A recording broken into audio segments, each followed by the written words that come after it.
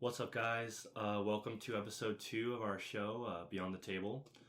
First off, I just wanted to thank you so much for the support on our first episode. All you guys posting on your stories and sharing it on Instagram was great. So if you missed the first episode, make sure you check it out. It's on our channel. Follow our Instagram at beyondthetable.podcast. And just thank you so much for that.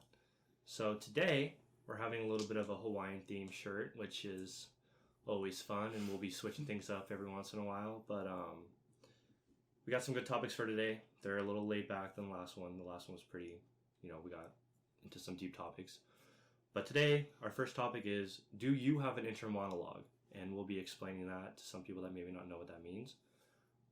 Second topic is going to be, is college worth it anymore? With YouTube and cheaper classes you can take online, why spend $150,000 to learn something you can learn for free?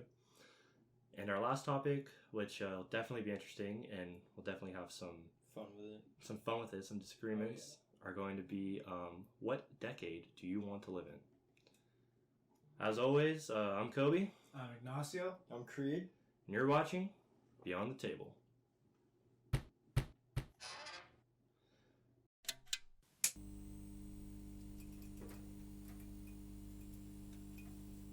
All right, so our first topic, do you have an inner monologue? Now, I understand that a lot of people on the show might not know what that is, so do we want to give our best shot at explaining it? I think it's kind of like a gray, like it's kind of hard to explain. Yeah. But I feel like everyone has their own perception version of it. Exactly. Yeah. But in my opinion, what it is, it's just that voice in your head, that thing that your voice in your head, not a voice. It's when you hear yourself talking. If you're reading something, you hear yourself narrating it. It's like the little narration in your life, like just the thing that goes on. Like time to get out of bed in the morning and you talk to yourself. Yeah. I feel like not everyone has that. Not everyone has that for sure, but it's like it just varies from person to person. Some people, it's very apparent. I think a good way to explain it for me is if I'm reading a large chunk of text, there's a voice, my voice, most of the time. Occasionally there could be another voice. Other people can have other voices too, but it's most of the time my voice. So when I'm reading a paragraph, it's in my head. I'm like saying it to myself. I'm reading it out loud in my head. And so a lot of you guys watching might know exactly what we're talking about. You wake up, you're like, okay, I gotta do my homework. But you kind of like, I gotta do my homework. I gotta take a shower. I gotta eat breakfast. And you kind of say it in your mind as you're like preparing your day. And right now, instantly, a lot of you are thinking, well, I know exactly what that means. But another amount of you is like, what is he talking about? Yeah. So a lot of people do not have an inner monologue, or at least not a constant inner monologue that kind of narrates them through life. So let's talk about what we each have. So I have a pretty strong inner monologue that goes on all the time. When I'm talking, it's kind of helping me like think out my thoughts. When I'm reading, taking tests, writing an essay, planning my day, even something as simple as, setting up our studio. It's kind of just like, okay, yeah, I need to set the TV up over here. I need to set the mics up over here. And it kind of just narrates everything. So what's it like for you guys? Yeah, I agree 100%. For me, it's constant. It's something that like through everything I'm doing through my day, I'm having a conversation with myself in my head, not out loud, just constantly saying what I'm going to be doing, what's my next move. I'm not schizophrenic, I promise. But there's always just that voice in my head telling me like, what's next? Like rationalizing ideas. What am I going to do? What makes the most sense? Just to lead on and kind of plan my day, plan what I'm going to do, as opposed to just taking action without making the plan ahead of time. Yeah, for me, it's definitely, it just happens so randomly. It just, like, for instance, yesterday I was taking a test in class, and I'm reading the question out loud, and I'm like, as I'm reading, at the same time, my brain's like calculating different things, because it's scenario questions and stuff like that. So it's saying like, no, that can't be it. As I'm reading, no, that can't be it, or that's right, stuff like that. So yeah, it happens throughout the day. Totally natural, subconsciously for sure. Sometimes I won't even notice it. You know? But it's totally subconscious too. Pretty similar to you guys, definitely. Yeah. So I know you had some sort of statistics that were talking about the amount of people that have it. So what did you find with that? Yeah, when I was looking into it, the main thing it said is like 50% of the population has a constant inner monologue, like what we're describing, something that's constantly there, something that's constantly talking, and it's just apparent. They know what it is, they have it, they're aware that they have it. The other 50%, there's a margin of them that have it on occasion, and it's not constant, and they might not even be aware that it's there, but they have it. And then there's also a pretty large chunk of those people that don't have it at all. They think, and they're more like processive, like methodical. Like they don't think of things before they do them. Their brain says do something, and they do it. They don't talk to themselves. Yeah, that's what we're gonna try and dive into a little bit, because obviously we all have an inner monologue, but we're going to do our best to try and visualize or theorize how people without inner monologues think. Yeah. And if you're kind of confused on what we're talking about, maybe you look it up so you have a little bit more insight of what we're saying, because we're doing our best to explain it, but it's definitely a complicated topic that everyone experiences differently. So someone like my girlfriend Carmen, so when we had this conversation about inner monologues, she said, like, I have no idea like what that means. And after explaining it for a while, of like, oh, I have that like intensely, like all the time, she came to the conclusion that, okay, maybe I do have it sometimes. Like, I guess there's a bit of a narration or guiding voice that tells me what to do. But a lot of the times, if it's like waking up in the morning and you're planning, okay, you're telling yourself in your head, okay, I gotta get up. They don't have that. Yeah. So what do you guys think is the way that they see it? Is it image based? Is it just straight up just do it? They kind of just do it? I honestly, yeah, I think they just do it. I think it's just a habit or just a cycle or rhythm that they're routine that they're constantly. Most of us have the same thing: wake up, shower, eat breakfast, wake up, eat breakfast, shower, whatever it is. Just a cycle, consistent routine. And the only time that it comes into play is when they're doing something that they're not familiar with.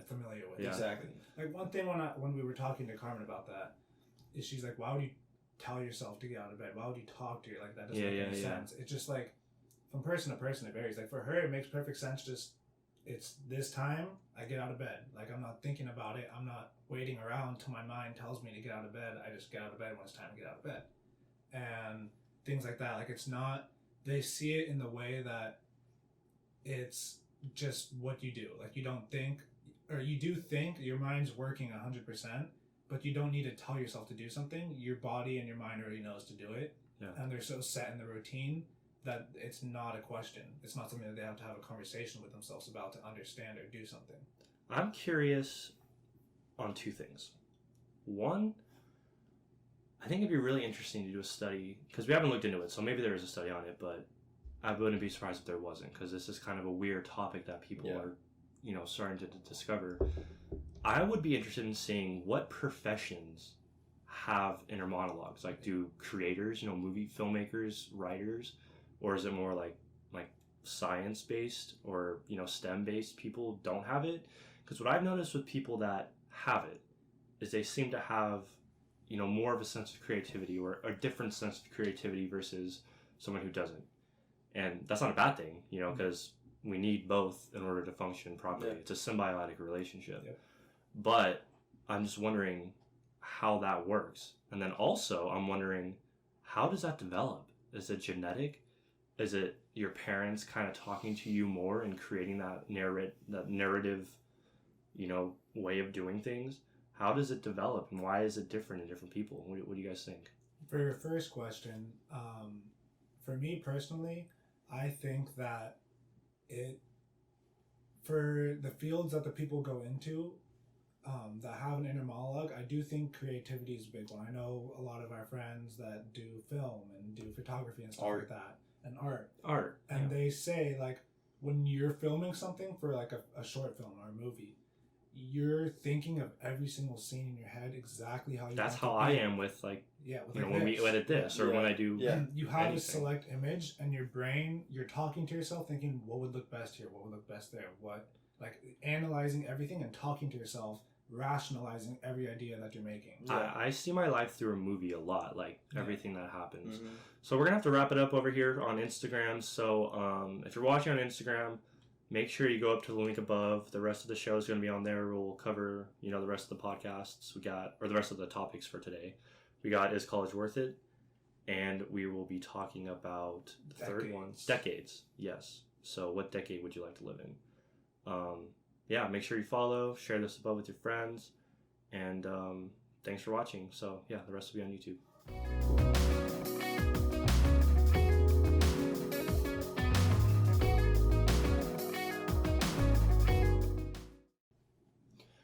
All right, so we were talking about The inner monologue. inner monologues. The two questions you asked: what fields and How does it begin? Yeah. Where does it come from? So what fields? So we were talking about art fields. We think correlate more with inner monologue. Yeah. What do you have to say about that? Honestly, it's hard to like It's hard to because guess. I have my own, you know, Yeah, so yeah. it's hard to, it's definitely hard to guess. But yeah, I'm not 100% sure, honestly. when you look at like our group, all of us are creative in our own way. Whether it's like skating is an art at its own Yeah. thing. Like you have, like you know what you want to do. You're thinking about it. You're about to go. Well, yeah, when Yeah. you're planning out your line, and then, you know, as you go, you know, you'll nitpick and critique, you know, your own. So, Whatever you wanna so do. is that audibly like, oh, I'm gonna do a 50-50 on this thing, or is it more like of a visual thing of It's- you doing it? Honestly, I think it's both. Yeah, because At first you're saying it. Yeah. You're thinking, what do I do here? Yeah. What's the best trick? Yeah, I can do on and then this? sometimes you'll say it and you'll picture it, and then you'll obviously, if you're trying to attempt that specific Mhm. trick or thing, then you go for it. But I've had myself go up to, it's kind of like what feels natural though as well. Yeah. Like, Because then it comes down to like when you bail, yeah. it's like you're talking to yourself like, oh no, I can't Don't do it, can't don't do do that it. right now. Don't do that. Don't do that. Don't do that. Honestly, and then you bail last minute. that shit can Yeah. be scary. Yeah. Well, yeah, but honestly, I don't know if I turn it on or off like subconsciously. Same. Because now that you say that, it kind of puts it into my head that, like, when I'm rolling up to something, I don't think about bailing. I just think about going for it, and then if I eat shit, I eat shit. Yeah. You know And what I I feel mean? like that's very different from person to person. Like I know we have some friends that don't really have the guts to do some different things when they're Yeah. skating. Yeah. So to them, in their head, they're saying, "Oh no! Like what happens? What bad could happen?" I know here?" Caleb is a lot like that. We love you, Caleb. No shit talk by any means. It's just I always Well, sit with him. it's interesting because possibly he when he's doing that, his Yeah. audible inner monologue is telling him, "Yo, watch out! Like, be No, careful." yeah. Why are you doing definitely. that? So I think another really interesting thing, a point that I wanted to make was the visual inner monologues. So a lot of times also, like I said earlier, was I see things visually as well. Like my life as a movie, right? Yeah, I can relate. And so the biggest or the most profound way that applies to my life is sports. So I remember playing baseball in like elementary school, and my coach telling me like, just visualize getting a hit every time before you go up. Like visualize it. Visualize how the pitch is going to be. Visualize your swing. Visualize the errors and Going correct all the it way before through, you do yeah. it. Mm. And I started building this character trait to where in baseball, like I could kill it. Like I would just and I wasn't very good at baseball, you know, but when I did do good, I realized it was very visual. And so with volleyball, it was the same. Exactly, that's what I was going to Like every time I would go up or like not be playing, I would think about it. Like, Yeah. okay, say this set is low. Mm. I would go up and, you know, place it better than just trying to hit it, right? Yeah. I would just visualize it more, and I think visualizing failure helps you correct it in real life. Yeah. That's what I figured with sports, and that helped me a lot. Dude, you're analyzing is Yeah. what it Yeah. is. You're literally analyzing. Like, It's like watching tape. yeah, you're analyzing what you should and shouldn't do, what could go wrong, and what you should do to make it not go wrong. Yeah. You know, same thing with sports with me. Like for soccer, hockey, you know, it's a lot of reading. It's all Yeah, body reading, language. It's yeah. a lot of reading. So you're, you know, Volleyball. especially for defense, you know. thinking, what are they going to do? Exactly. What's their You're move, you know? you know, you're you're looking at them and you're thinking, well, what if they go this way? What if they go that way? And you're ready for exactly. That you read them. Yeah, that correlates to volleyball completely. Because for me, like I was a jump server, so when I would be ready to go jump serve, I'd be thinking, okay, what are the moves that I do wrong that make this jump serve go out? Yeah. What do I do incorrectly? And then I think, all right, focus on not doing that and just getting the right form, and envision yourself going up and just swinging through the ball. Yeah. Same thing with blocking, same thing with hitting when you play volleyball. Blocking was definitely a big one. Yeah, when you go up to hit, one thing our coach always told us is take your eyes off the ball and look at the court and see what's open. Because then at that point, you now have three options. You're either going to hit it somewhere open where the block's open, you're going to tip it, or you're going to try swinging off the block if there's nothing open. Yeah, and I don't want to get too specific into a single sport, but I definitely want to say, like, give advice out there based on my experience of, going down the route of being a Division I collegiate athlete is taking visualize yourself making an error, and then fix it. Act like you're watching tape. Mm-hmm. Run simulations through your head, and correct it. I would say that was one of the biggest things that I did all the time when I wasn't playing, that applied to when I was, and helped me a lot. Yeah. So that's definitely interesting. And then for me, aside from sports, through like the visualization and things, it goes hand in hand with the ceramics that I started doing. And when I would be working on the wheel, I would get my ball of clay and I'd slap it on the wheel and I'd sit there and I'd say, what am I going to make? What exactly do I expect this to look like when I'm done? And the whole time, I see the way I expect the clay to rise, the way I expect the lip to be, the way everything is your supposed hand to be. Formation. Yeah. Art too is a huge thing. Like if I have a photo, like the design of this, or the setup of our desk, the setup of a Photoshop project I'm doing, or a web design project, or anything like artful, I have it totally visualized out before I do it. I'm not just doing it as I go. And maybe everyone does that, but I'm just reinforcing that I do that, and I can just see it like very detailed, everything that I want to have. And that's why, with stuff like this, and you guys, everyone in here knows I'm very particular about our films and our film projects and the podcast and the way everything's set up, the angles, everything's pointing, the lighting. And you have to be that way to get the best outcome. And but that's just my perspective, because there could be people watching right now that say, well, he should change that, that. But it's like, what do you envision? But this is how I envision it being. Yeah. And it's the same, like when I would be done with a project on the wheel, I would hate it sometimes because I'm like, well, that's not what I imagined. But then someone else sees it, like my mom or my brothers would see it and they're like, oh, dude, that's sick. And I'm like, yeah, I'm probably just going to break it and restart. Yeah. I didn't like it because it's not what I wanted to make. I used to be super tough on tests. I could not turn in a test if I knew something wasn't right. Because I would only turn in tests like, okay, I'm pretty sure I did that right. Like I can only turn it in if I did it right. And I learned, obviously, through high school and college that you can't do that all the time because there's a time limit. And a lot of times you maybe don't know everything. And so you just got to kind of turn it in and be acceptable. That is a huge one for me. Yeah. With time limits and my inner monologue during tests, taking tests. Same. Dude, like, almost every time I swear I'm like one of the last ones done because I'm so, like, locked. I just analyze everything, make sure, which isn't a bad thing. But then again, if you run out of time, then, so it's definitely two-sided. So that second question I kind of wanted to address too that you asked of let's get into that a little bit. Personally, I think it comes just from like there's nature and there's nurture. Nature is it's passed down genetically and it's out of your control. Yeah, but I think this is more of a nurture thing where I think it comes down from like a stuff of confidence and how comfortable you are with things, because if you're not confident in what you're doing and you're not comfortable, you're going to be doubting a lot in your head at like a young age. Like you're in elementary school and you're like, oh, do I fit in? Do I look right? Like just things like that of when you're growing up. If you're set and everyone knows you and you're comfortable with everything about you, you're not questioning things in your head.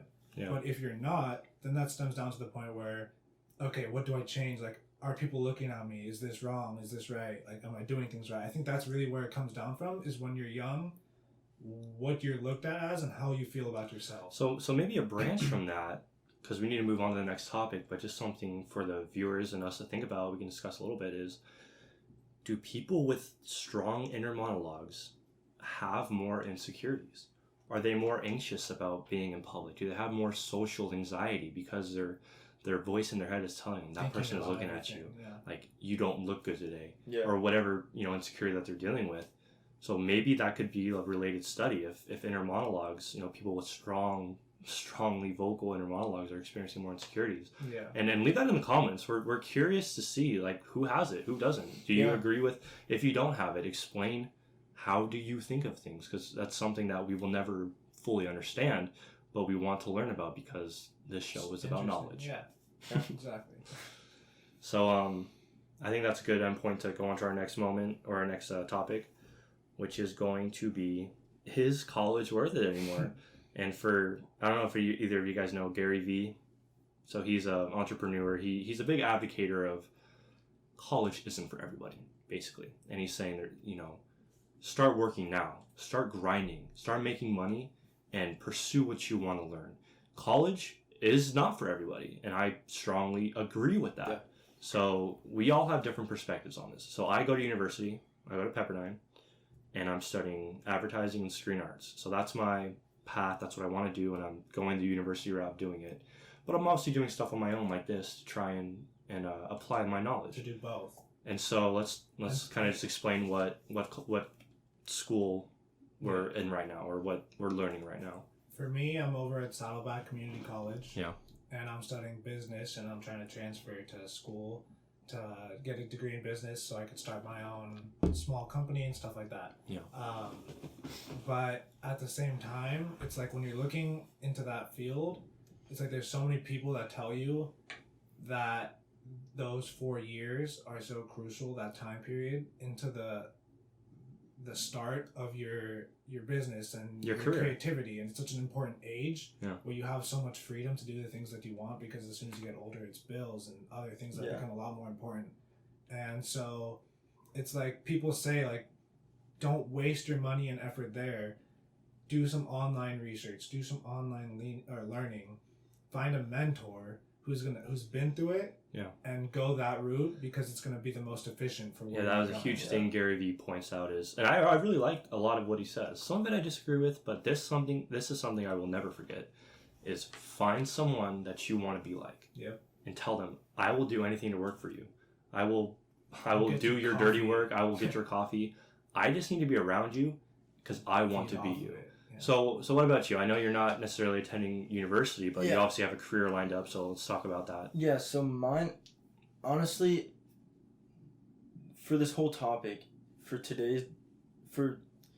the world now, I think college, they make college out to be such a thing to do because it looks good. No matter what you do, no matter what career you want to go into, anything like that, it looks good on a resume. Yeah. You graduated from Pepperdine, looks good. USC, looks good. Wherever, looks good. Definitely looks better than maybe someone that doesn't have any college experience or didn't graduate or whatever. But for my case, mine's very specific. Exactly. That's why I'm curious about it. Mine's very specific because at 17 years old, I could go into my career. Most departments is 18 actually, but just for anyone watching, you just want to remind them what you're getting into. Yeah, so right now I'm taking EMT courses. After EMT, take the National Registry, do that. Go hopefully for LA County Fire for wildland. Dope. Do that for hopefully a couple years. Go into the camps there. Hopefully, I don't know, maybe become a hot shot or something. Not like that. It's just, okay. It's a term. Big hot shot. But anyways, after that, it brotherhoods into LA County Fire Department. So, and then my ultimate goal would to become a captain like my dad, but before that I'd be a firefighter paramedic. So step by step. What stage are you in right now? Process? Right now I'm just finishing up my EMT. So that's like the first kind of first step. Yeah, first step. I've taken some classes before, fire science classes, stuff like that. Yeah. EMT is like strictly medical stuff. But like I said, the reason why I chose this and not college is because it would look good either way. If I went to college, it would honestly probably look better, Sure. But keep going. But at the same time, 4 years, let's say you go to college, right? Yeah. For 4 years. Those 4 years, technically, I don't even need. I just need a high school diploma to become a fireman. Yeah. Okay? So, those 4 years of college I wouldn't even need. And it's just, you're spending money. Yeah. Like I said, it would look good, but the 4 years that I wouldn't be at college, I could be already working my way towards my career. I could be already a year or two into the department. Yeah. And So, rather than graduating at 23, 24, and then starting. Going in. You know, fire departments, like, you're still young at 24, but they want young guys to get in ready. there. Like, Exactly. ability right now is that They want you right away. So, I guess what it's going to come down to in this conversation is this. So we can all agree, and I think everyone watching can agree, that a college degree looks better than not having one. Yeah, definitely. Right? But is that step higher, that advantage, worth the $150,000 of debt or of your parents' money? Well, a question that I want to ask is, what do you think is more valuable when in the workforce looking for jobs? Is experience or a degree? Because and merit.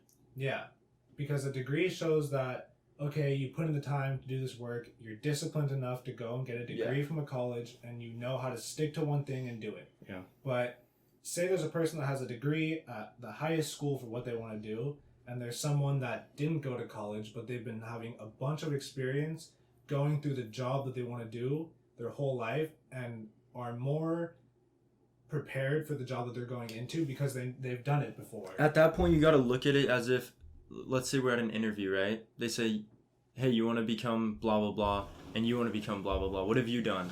Yeah. To work your way to this? Oh, I studied it and majored in it in college. What did you do? Oh, I've been working for 8 years, whatever. Yeah, for X amount of years. So, you know, and they're like, well, dude, I want the guy who's been working there and doing it. So let's do the opposite of that, which will be like kind of my defense, is say there's 2 resumes. And I know we've all heard this example. There's 2 resumes, all the same credentials, same experience, same grades, same everything, same race, same everything.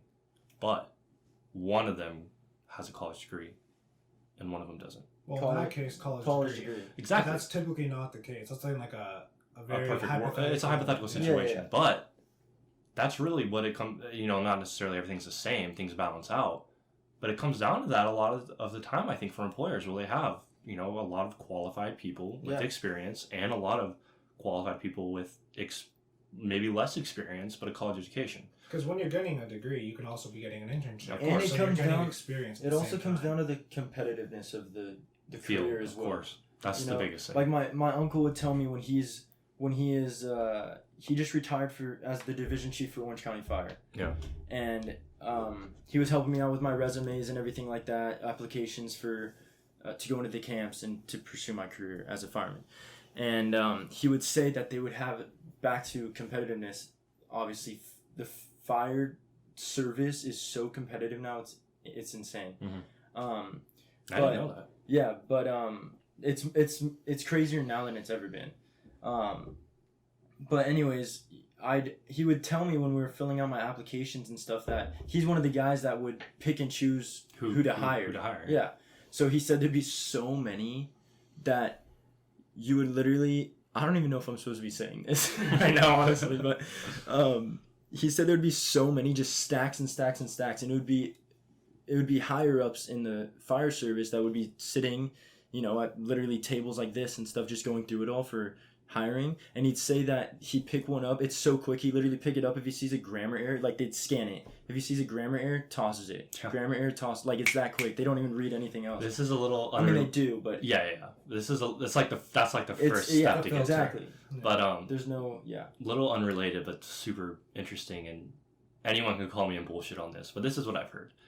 I heard at Stanford they print out their applicants, and you know, they only let in so many people. I think the acceptance rate there is like, you know, 3 or 4%. So they have their applicants that are qualified to get in, and then they put the rest in fate's hands. This is what I've heard. Like I said, call me on it if I'm wrong, but either way, it's a cool thing to think about. They go up to the roof, and they throw all the applications off the roof. Oh, I think I've heard of And this. the applications that land face up are the ones that get in.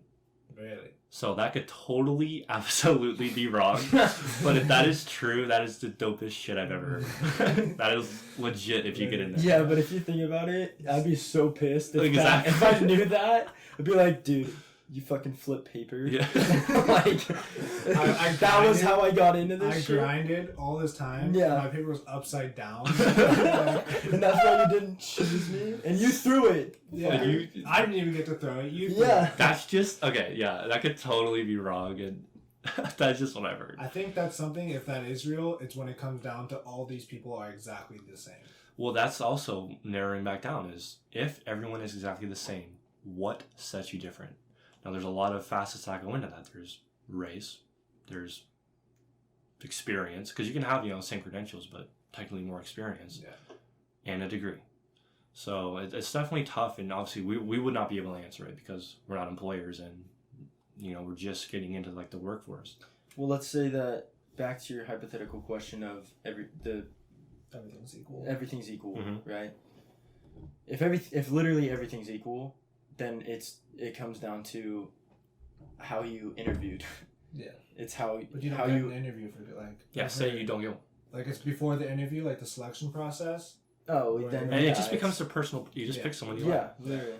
But yeah, it's. I think another point that we can move into with that is right now. Obviously, a lot of us are online school. A lot of you watching, I know, are if you're from Pepperdine, obviously, and any other schools watching. There's a high chance you're online. You could be in campus, but you're online. We've made projects, and I know we talked a lot about this last episode. Was the creativity that we found through quarantine. But the truth is, I've done it all on our own. We've done it all on our own.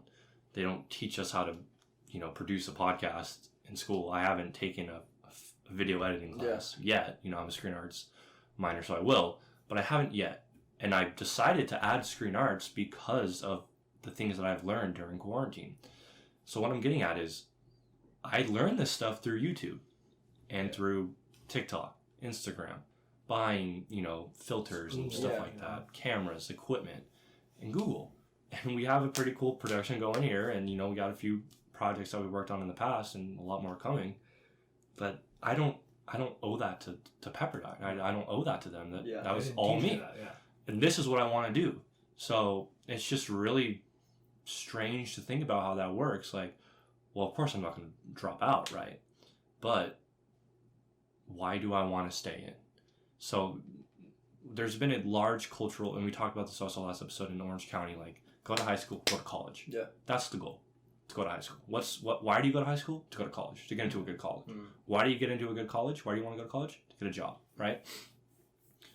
But that idea has changed, I think, and is still changing of, well, I don't want to go to college. I don't want to learn about humanities or English anymore. Yeah. I know exactly how to edit. I know exactly how to code websites. I already know. Obviously, there's fields like, medicine and a lot of STEM fields that you have to have a major to get in.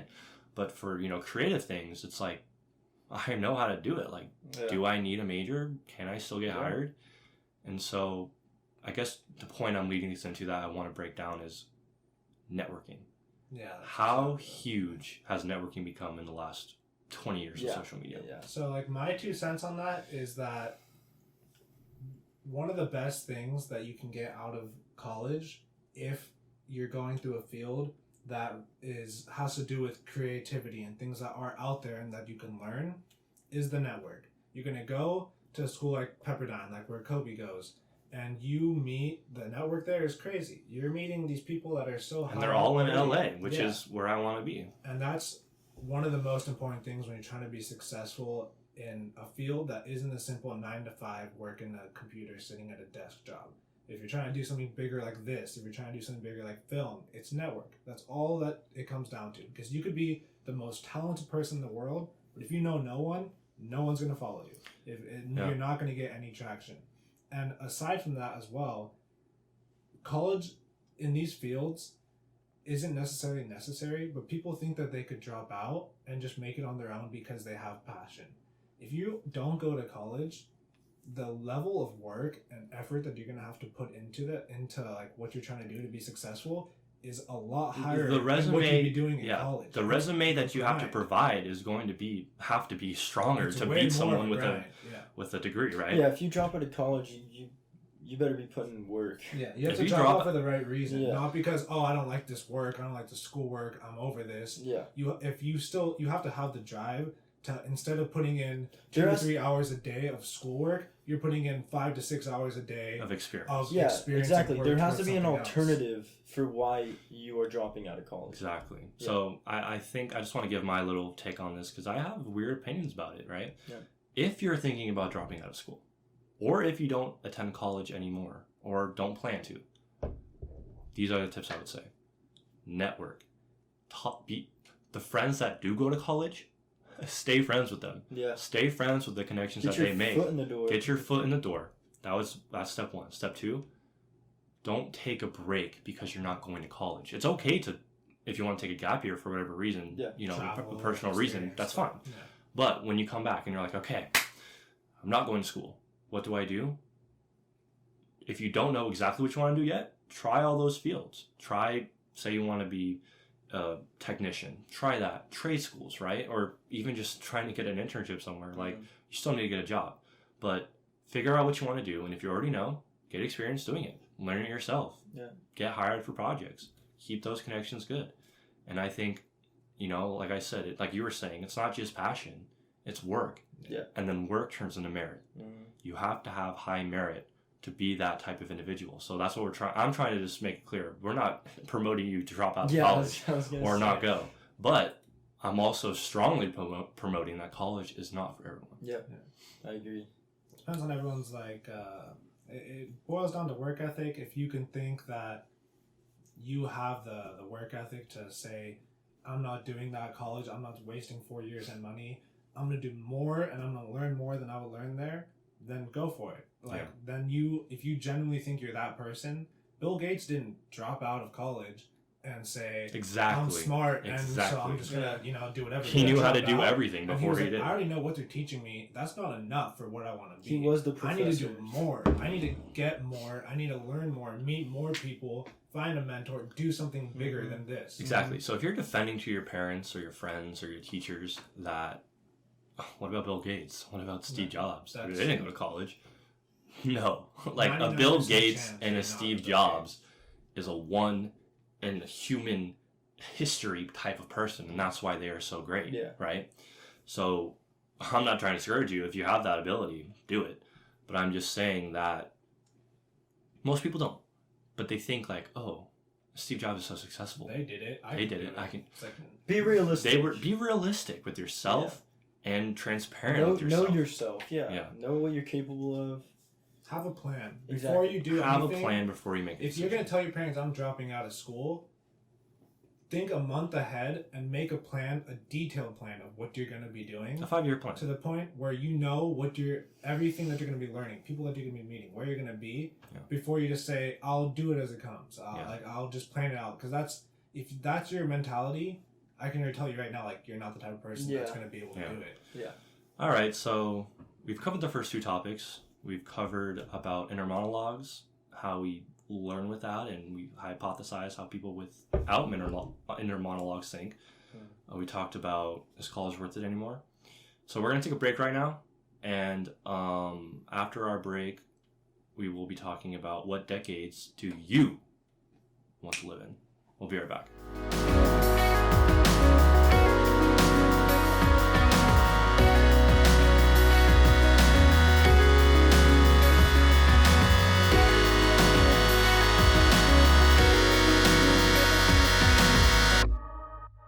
Alright, welcome back from our short little break. We had to refill our waters and go to the bathroom, which is a necessity. We're going to be talking about what decades do you want to live in, but before that, just a few quick shout outs. One, we got Kevin Hill on audio, which is great. He's helping us out, so thanks for that. We got Kaylee on the cameras, making sure everything's running and the batteries are good, which is awesome. Next week, we are starting our first guests. So on the Thursday episodes, we will be having guests on. Our first guest is going to be Nathan Manning, baseball player at Berkeley, great athlete in high school. we have a pretty awesome list coming of people that are going to be on our show. So make sure, for sure. Definitely. I'll be posting a list of it soon, but make sure you stay tuned to find out who those people are going to be. Also, if you missed the first episode, still on YouTube, episode 1, where we talk about why we're so divided. Instagram, Beyond the Tabletop Podcast, and let's get into it. So, Decades. Lifestyle. Decades. Let's start it simply. What decade do you wish you could live in? Any of us, everyone, all 3 of us. What are your thoughts? Why don't you guys go first? Because I think I'll have a little bit of a different opinion than most. Yeah, he will. It for me it varies. Depends on like what mood I'm in. Honestly, Yeah. It changes a lot. You got the '70s with a lot of like grunge and metal and these bigger bands like Zeppelin and Sabbath that are trying to completely shock social constructs. Revolutionize. Yeah. '80s with all this disco and these fun times funk and stuff like that. But for me personally, of culture and social ideas, living like being 15 in 1975 would be the coolest thing for me. That would be, I agree. It's so fun. The people that you are around, the way people are, the way that people interact, the vibe, the friendships. Yeah, like it was a time like similar to now where you don't have to like fit into one thing because so many different like cultures and things were popping up and different ways to hold yourself, but like trends and stuff. Yeah, all the trends. Like you weren't tied down to just being a cookie cutter person, and that's what you went into. Like you could be anything in a sense through your vibe and the way, like the type of person you are, and be accepted. Of course, aside from certain groups, they were kind of strict on things and had ideas that were a little bit harsh to certain people. But yeah, like growing up in the '70s and being around that culture and the way that people like interacted with friends, like I'll pick you up at 7, you're out waiting on your curb at 7, and they're there, you go, like that's like my ideal time. What about you? Probably the same, honestly. Same with him, man. Like I have so many different ones. Depending on the vibe. Yeah, exactly. But if you go back, you can't change it. Yeah. So if your vibe changes, oh shit, I wish I was in the 50s right now. No, dog, you're in 1982. Yeah. There's definitely pros and cons to every single decade. There's like now you have technology at your fingertips. You can I'll be definitely getting into that. I could live without that. Same. I feel like I could totally be in the 70s or. Yeah. I always say like I think it'd be so dope to live and grow up like a teenager in the 70s or 80s. Okay, so here's my stance. I obviously agree with what you're saying. Like there's a lot of dope things that happened in the 60s, 70s, the whole 20th century. There's a lot of cool things and there's a lot of terrible things. But I guess if I were to have to pick, right, life or death, gun to my head, I would say starting high school in 85. So the late 80s where, rock is really starting to form itself, and the style back then was just so cool. And the culture, like being a high schooler in the 80s, like, or a college student in like the late 80s, like that is so awesome and would be so fun. But do I think it would be more fun than now? I can't really answer that to say if I think it would be more fun. Because experienced it. Obviously, we have no idea. We just have our assumptions. But the argument that I'm going to make for anyone watching that wishes they were in the 50s or the 60s and you guys is that I think that is BS. I think a large majority of people today that are our age that, say they want to live back then would not last. They want to be there for a week on vacation. Yeah. Exactly. And my only argument for that, because we're not the only one, but the strongest one I'm going to make is technology.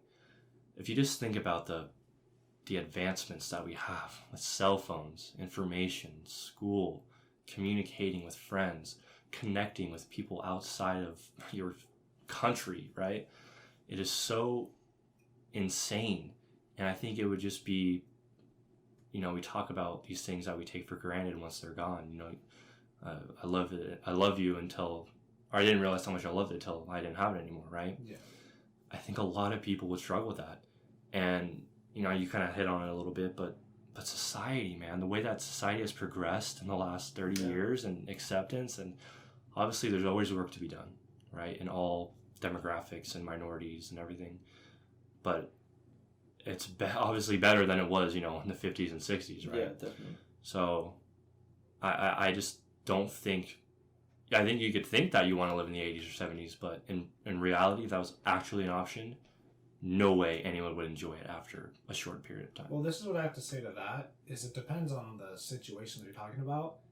Like, if we're saying right now you step into a time machine, you're back in that day, you can't change, then for a lot of people it would be very difficult because they're used to not being able to text, or they're not going to be able to text their friends and not be able to stay connected. But if you're saying you were just born in that time and you didn't know any better, you didn't know that technology was out there. The world was even going to last this long yet. People thought that at 2000, Y2K was going to destroy the whole world or whatever. You know, the computers, all the times changed. Let's imagine you're here now, and you have the option to go back at any age to any time, but you have the whole memory of your life now.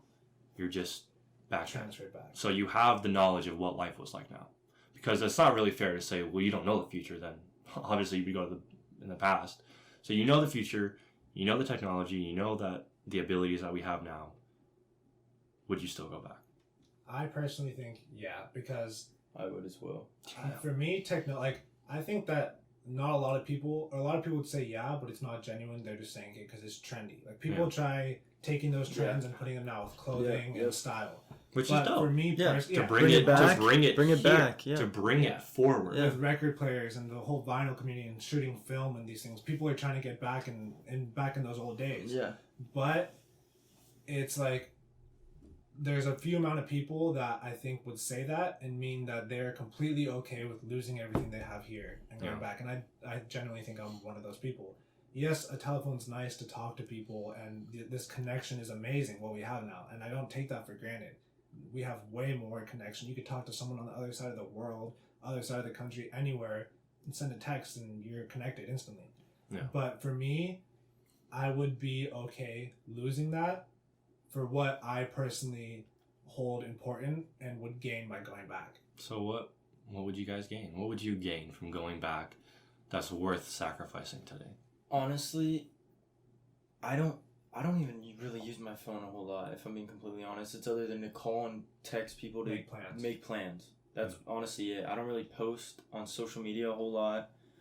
Dude, I had to ask this guy to post our shit on He was on the phone with me for 40 minutes. Wait, how do you do this? Why can't I tag this person's story? Yeah, I'm not like tech savvy like that at all. But then again, I also feel like it's how you were raised as well. You know, I feel like I was raised very old school. Old fashioned. So, back to what Iggy was saying, it's like, you kind of are... That's what you're exposed to. Yeah, exactly. So yeah, for me, I would say, I live with my grandparents, right? And I was raised like pretty, more than maybe you guys, in a more realistic of what parents would have raised someone in the 70s and 80s would have been like. Yeah. Coming over to your house in the summer, garage is open. My house is your house. One summer, I'd walk from my house, regardless of whether I texted you or not. I'd come down, the garage is open, I walk in, say hi to your grandparents. If you're not there, I'll kick it with your grandparents downstairs in the kitchen, talking to them until, Kobe's home. And that was very, very vintage lifestyle. Yeah, exactly. Yeah. Everyone was like family. Yeah. And I love that aspect. Yeah, it's such a cool vibe. So maybe for me, that's why it's different, is because I'm kind of immersed in that 80s and 90s culture of just security of like, okay, well, I mean, we're safe. This is planet Earth. We all love each other. Yeah. And it could be naive to think that way, but, then again, we live in Mission Viejo, so I think it's okay to think that way to an extent. But I kind of took it into my own hands, I would say, the last 2 or 3 years to get into tech. And then getting into, like, camera work, audio stuff, editing, graphic design, like, probably within the last year. But now, since I have those skills, this is what I want to do with my life. I don't want to go back to the 80s and have to not only relearn how to use everything, but just the resources back then. Not every person in their house had a camera or a mic or nice headphones or the opportunity, a TV, a flat screen TV in your room to display. Like, Yeah. Just so many small things that make a huge difference in our lives today you do not have. Think about school. I just think it depends on what you hold valuable. Yeah, what in you're your daily what you're life. into. Because Yeah. everyone's Well, sure, different. Like, definitely. I have this record player, and I sit in my room, and I'll slap on a vinyl, and I'll just be literally in my room without my phone on, sitting there listening to music, like appreciating it, away from all technology, besides this that was back there in that time, and appreciating that and liking the art of that and understanding that people back then didn't have a Spotify where you want to hear a song, you stream it on your phone. You But have to how listen to the great radio. is that now? It's amazing, but it also diminishes the value of those things because it's just so I have it here. Exactly. Yeah. But that's so- why it makes your record special and valuable because you Exactly. don't, you know. It's And Yeah. that's why back in different. those days, it was something that, like, people would go work and a part of their paycheck, they would, like my dad, for example, he said he would go work and he would put aside a set amount of money every single month so that at the end of the month, he can go and buy vinyls because, like, that was what they held important and they loved that. That's what they, like, that was And their that's a passion. sick culture and a sick tradition. But now you can play any song you want, wherever, whenever, for free. So I'm just saying, like, I think if you were to go back and you didn't have Spotify or Pandora or YouTube, Apple Music, you know, like, think about the media that we watch. Netflix. We have, you know, we can pick any movie we want that's ever been created. Yeah, but then and pay $2 and watch it whenever, But wherever. then, but then that's a good point. But then think about drive-in movie theaters. You don't really. We don't they're, have they're that coming experience. back a little bit now, Which is cool. but that's where it was at. That's what Here's it was. where I think I'll stump you guys. Is when you're in the future, if you're here today, you can bring back record players. Yeah. You can bring up drive-in movie theaters. But if you're in the 80s, you can't bring the things we have today back. But here's the thing that I say about, like, this and not being able to stream everything you have and watching Netflix and having these things at your disposal is if I was living in those times, I wouldn't be sitting in my room watching Netflix. I wouldn't be doing those things that we do now because they're so apparent. It's taken so much time from us, these things that they've given us, that that's the reason why we've lost that bond and that culture that there was present in those days. You wouldn't be sitting in your room for hours on your phone scrolling through Instagram, TikTok, social media. Yeah. You would be going out and making connections, like Making talking memories. to people, A making lot more bonds, social. Yeah, get out there, not Yeah. just sit in your room and be occupied with different things So, that yeah, technology exactly. brings now. It wouldn't bother you that you can't go watch Netflix. 'Cause Exactly. instead, you don't have that, so you're forced to go out and do these things with people and be social and have those different experiences that And yes we interactions, have yeah. now. But Yeah. I have a time where I'm like, dude, like, this is amazing. Like, this is how I wish life was. Once or twice a month. It's like going out with friends and, like, enjoying something to the point where it's like, this is how I wish my life was constantly. It's very rare that happens. Most of the time it's just kicking it with friends, like, in a house, when, yes, that's what they did back then, but it was also more like, let me pick you up, let's go around town, let's go to the disco, and it's not a second thought about it. It's just like, let's just go do it. Let's take a beat and think about this. A little off topic, but related, because I'm curious on our reactions. Say, I mean, we all know that 2020 has been dog shit, and there's been lots of tough moments we have to get through. Imagine we wake up tomorrow and, like, the internet is gone. Just somehow it's gone, and it's going to take months to get back up to the level where it was at. How would you react? I think most people would freak out. Definitely. They would like I said, it's back It'd to be how the end we of the were world. raised. Yeah. Remember when we were talking about how 3-year-olds now in the last episode would have an iPhone and stuff like that? Yeah. It's so different. The biggest YouTube channels are ones aimed to these 5-year-olds of people building Legos and these small Yeah. things. They just sit there and watch it all day. Yeah. As opposed to us, even like in our early lives, yes, that technology was present, but it wasn't at our age group yet. So instead of watching someone build the things I wanted to do, I would sit in my room for hours And do it true yourself. story, me and my brother Yeah. would cover my entire floor of my room with a Lego city that if you saw that now, you'd be like, that's amazing. Like, whoa, like, kids don't do that anymore. I'd be stepping on Legos doesn't hurt me anymore because I used to wake up out of bed and step on a pile of Legos and get to work. All right, well, what hurts more, stepping on a Lego or ankle by the razor? Ankle by the razor. The scooter whip. Razor scooter, right in the ankle. Razor, for sure. For sure. Dude, 100%. That's okay. bruised. Just making sure we're all right agreed on our tolerance of pain. Yeah, no, but like those and like Lincoln Logs and all these things, like Yeah. I would sit in my dude. room and me and my brother would have Lego wars where we're making pew pew sound effects shooting each other. You want to know my first ever short film? I downloaded a stop motion app on my iTouch, and it had a Krusty Krab Lego set. And I had to like take out the windows and like get the camera all the way up to the like window of the little, Krusty Krab Lego house. And it was about 8 seconds long, and it was probably better than anything I'll ever create. My first one was a race. I got bored. I got my camera. I downloaded iMovie, and I took a bunch of pictures of two Lego guys simply with a finish line, and moving them little by little, racing, just all the way through. And that was my first short film. Dude, you're a loser. I know. Dude, I had great times. Like all those things. No, I'm like, kidding. I was That's a sick. big Lego I was a kid, big too. Lego guy too. Legos were the shit. I bro. saved all mine. I'm You still determined. save I them? have every single Lego set I've ever had in my garage, and I told myself when I have kids, like my kids are gonna play with these. Like I don't care if they don't find them interesting. I'm playing with it with them. The dopest. I don't know if he's watching, or you guys might know who he is. So Mikey Shot.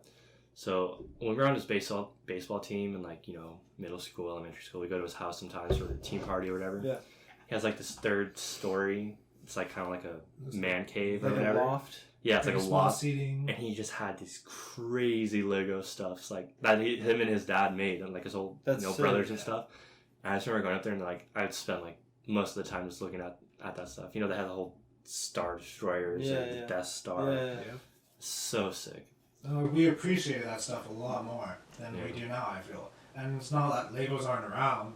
It's just like they're not as fun as downloading an app on your phone and playing a game. To get back on topic, just the fact of the vibes. For me, it's the vibes. Yeah. For me, it's the vibes of back then. Just like baseball.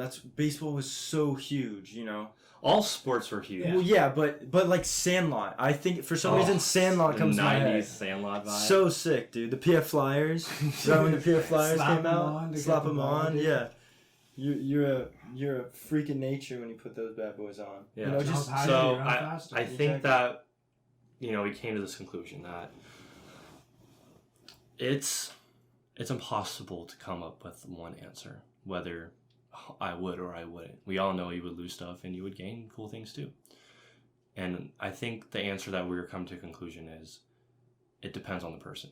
It depends on the way they were raised. It depends on their preferences. But I'm just trying to make the point that I think the majority of people that say they're down to do that are not. Yeah. But there's definitely a select few. I agree, for sure. So before we close this out, is there any other last statements you guys would want to make? I think we covered the most of the things that I found important. Yeah. All right. So that concludes this episode. Like I said a bunch of times before, episode 1 has been up, and just thank you guys so much for the support Thank you. and sharing things on Instagram. Super dope. Keep it up, and we can keep seeing the flame grow.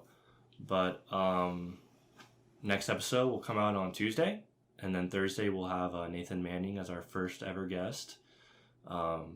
Like I said before, we got a pretty stacked guest list coming in. A lot of content creators, musicians, people with different cultural backgrounds and great stories. So just make sure you check it out. Follow our Instagram at beyondthetable.podcast. And I'm Kobe. I'm Ignacio. I'm Creed.